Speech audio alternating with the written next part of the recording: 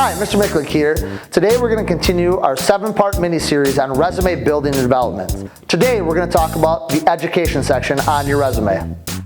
When applying for jobs, many jobs require minimum levels of education, and those requirements are usually listed on the job description. Therefore, check out the posting for a job you want and make sure you meet the educational requirements. If you don't, you can still apply, but do not expect to hear back from the employer. Here's the most recommended format for your education section.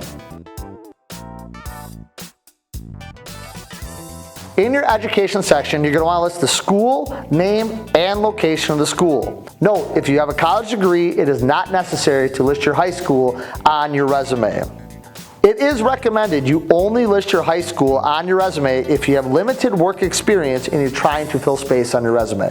One thing you would do to increase the chances of your resume getting through the ATS screening process is list your education using the same words that the employer uses on the job description.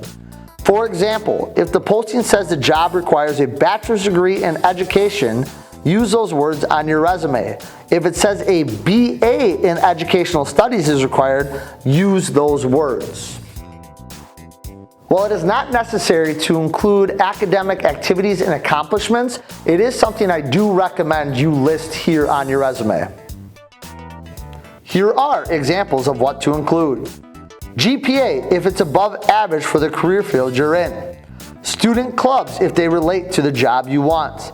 Any leadership positions you held. Any awards you received. Any elective classes you took related to the job you want. Here is an example for a computer programmer applicant. Let's look at the do's and the don'ts for the education section of your resume.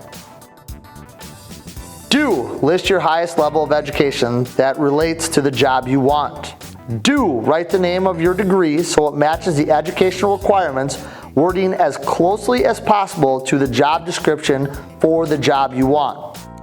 Do include your GPA if it's high, such as a 3.5 or above for competitive jobs, or a 3.0 or above for less competitive jobs. Do include any relevant activities, honors, or awards from your timeline.